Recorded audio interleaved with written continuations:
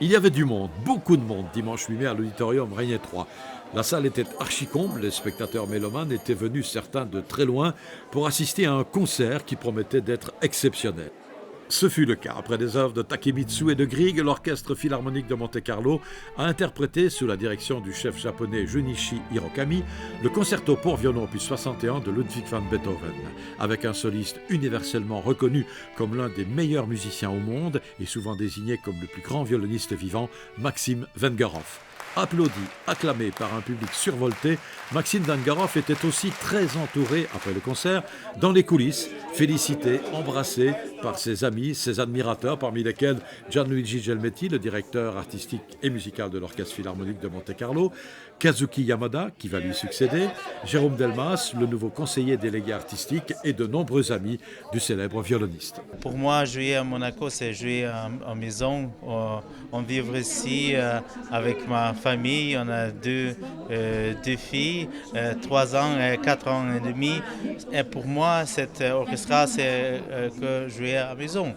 C'est très, très mouvement et très émotionnel.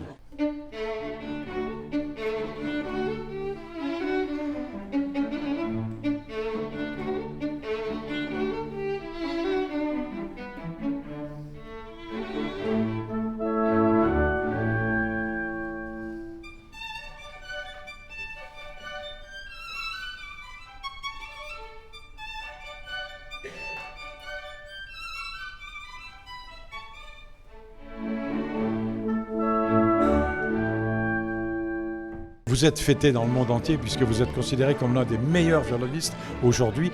Est-ce que c'est une réputation difficile à porter? Il faut toujours être parfait, c'est pas évident. Je pense que la musique, c'est un voyage pour joindre avec Dieu.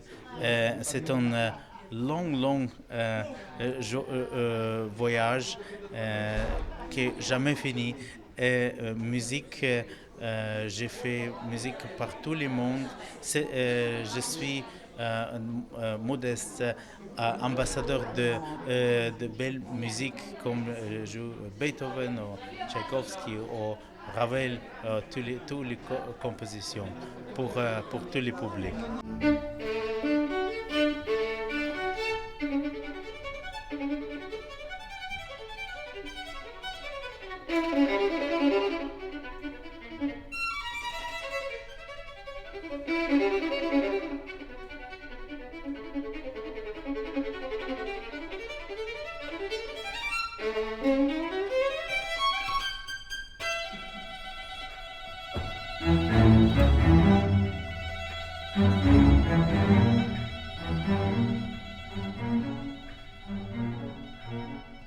Cette musique que jouait Beethoven Violin Concerto, c'est un Everest pour tous les violonistes.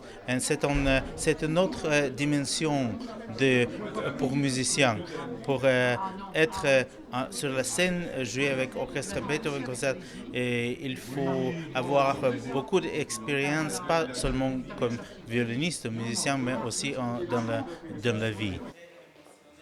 Et vous êtes en plus un artiste généreux, vous avez offert plusieurs bis ce soir. Bis, c'est parfois, il faut être un peu de hooligan. Le deuxième, le deuxième bis, c'était une très difficile variation de Ernst, la dernière rose de l'été, que j'ai joué première fois dans ma vie quand j'ai été 10 ans.